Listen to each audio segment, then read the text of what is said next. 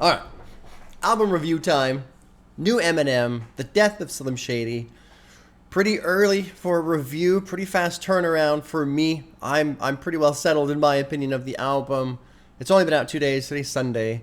But as I was thinking about doing a review video, I thought to myself, you know, it feels almost pointless. Like, there's nothing I'm going to say that's going to convince anybody of anything. It feels like pretty much everybody's settled in their opinion of this album. And because of that, I'm going to basically do this in two portions. I'll have my official, unbiased, totally objective review first.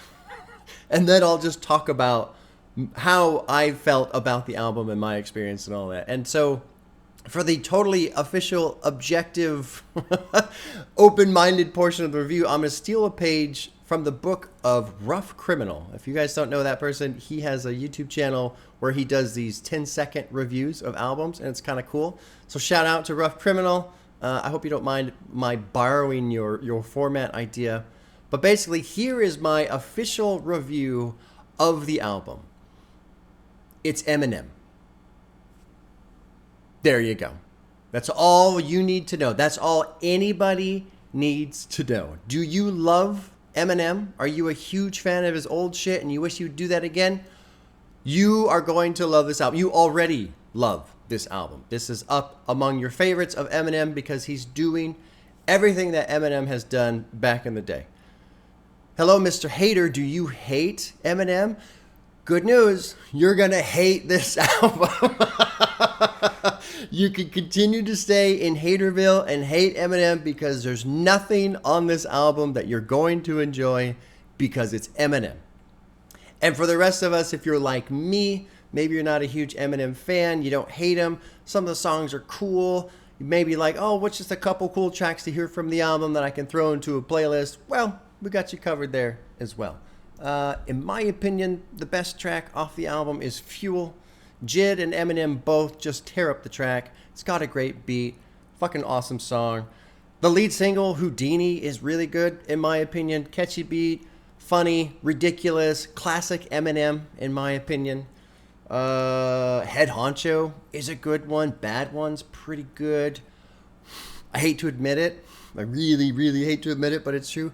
Brand New Dance, the fucking crazy, most ridiculous song about Christopher Reeves. I can't believe that song exists. That one actually grew on me quite a bit. Overall, honestly, the album did grow on me. That first listen, the reaction, for those of you who watched it, it was a lot. It was a lot to take in. You know, I haven't listened to Eminem literally in years, and I had forgot how fast he comes at you with these words, how much he weaves into his lyrics and his lines and all the like hidden meanings and double meanings and pronouncing things a certain way to make it rhyme into the next. He does a lot. So that first listen was kind of honestly overwhelming. So with these additional listens, I noticed, man, the production on this album is actually pretty fucking good.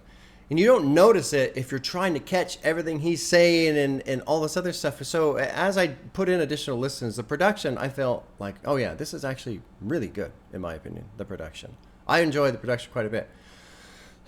My wall, and why I'm just really not into this album, is I get so fucking bored, so bored of him going on and on about how he's going to get canceled, and here comes the free speech police, and they're going to get mad at me because I said that. And it's like, God damn, dude, you spend so much time on the effort going on about that, and I lose so much interest. And really, that's the thing that keeps me from enjoying this album. I'm kind of okay with it. I like the production, honestly, but much like I've had some experiences with a couple trap albums where it's like, oh, here's the fourth song on the album where we're talking about we're in the club and I'm all fucked up on lean and I've got your bitch and she's sucking my dick. It's like, wow, cool, we're going to cover this ground again. I get bored, honestly. I get bored. And I feel like there's some irony there because I'm supposed to be upset about the wild, crazy, offensive stuff that he's saying, but honestly, it kind of cracks me up because it's just so over the top ridiculous. So the only thing that annoys me is when he's complaining about the people that complain about what he says. Anyway, there you go. What else do I have? Lost my train of thought there for a second. Oh, yeah. And in terms of this whole, like, getting canceled thing, like, you've got over 80 million listeners, monthly listeners on Spotify. How many more across Tidal, Apple, Amazon, YouTube? You performed at the fucking Super Bowl. Do we really believe this idea that he's getting canceled? Do we really believe that? And then even in the concept of the album, this idea of killing off Slim Shady. In the album, Slim Shady is canceled by Eminem. Eminem kills Slim Shady. Although I don't even know if that's true, because right after that he wakes up from the dream and he calls Paul real quick to tell him how freaked out he was about the dream and shit. So like, it just, I don't know. I don't get it. And for me, I said on the reaction, I feel like I'm listening to an album that's just a Twitter feed. And it's just people bitching about all the fucking woke shit and this shit. And I don't want to hear it. I don't care. What else do I have? There was something that came up in terms of the concept of the album, the death of Slim Shady, killing off Slim Shady. I wish that concept would have been fleshed out more across the album. Guilty Conscience 2, I think, is a really cool song.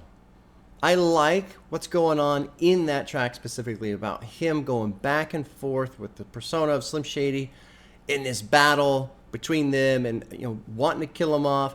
Another track that I think is great, although I just get bored with it again because of the lyrical content, but like Habits is a great one too. This idea of being addicted to being offensive and how I've got to get over this.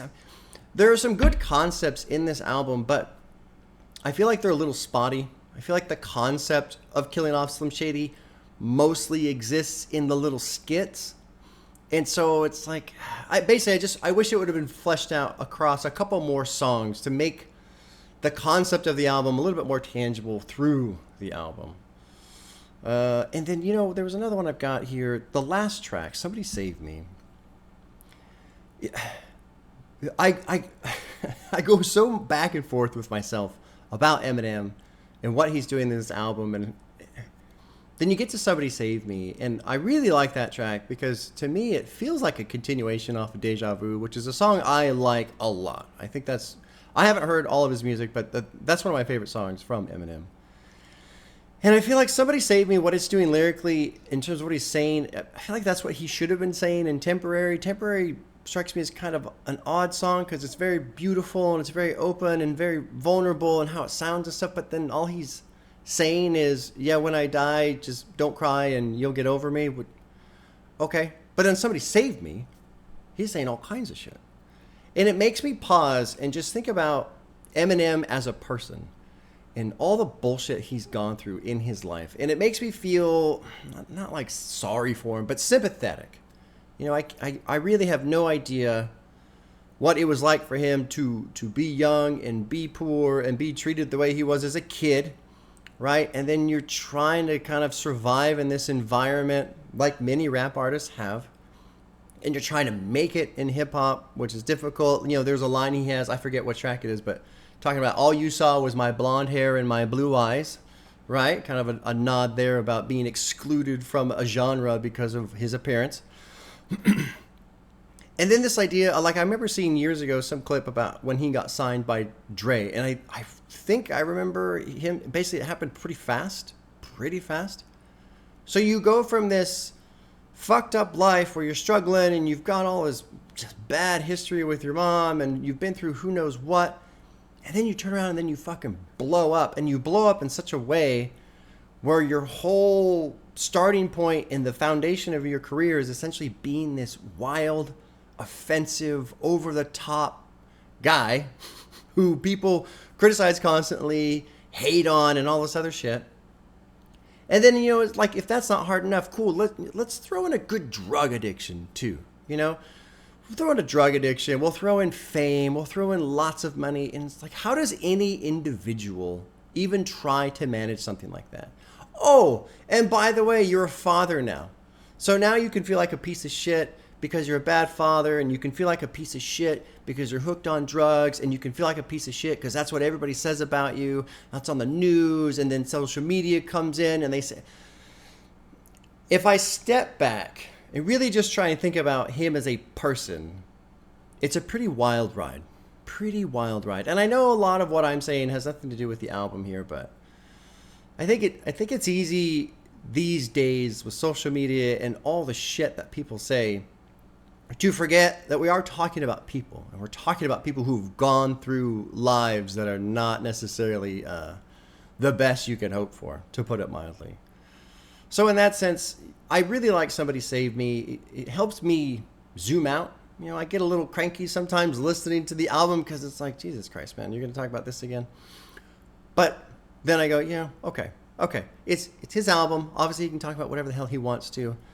Obviously, when I get bored with it, I can stop listening to it, which is what I'm going to do. I really don't feel drawn to come back to it. Fuel's great. I'll listen to that one. I'll probably throw that into a playlist or something. I still like Houdini. But when I listen to it through the course of the album, I'm like, oh, fucking, just like the trap and all the mentions of lean and shit. Here we go, talking about fucking just basically the terminal online brain rot shit that I just don't care about. Don't want to hear about it. I guess that's it. Yeah. So, in terms of reviews, it's going to be funny as reviews come out because the fans are going to love it and the haters are going to hate it. So it feels just fucking pointless to review. In terms of what he has done as an artist, as Eminem, I feel like he has he has checked all of his boxes. He has come out, this is a strong showing of an Eminem album if you're into that. There you go. All right, y'all. Take care. We'll see you soon.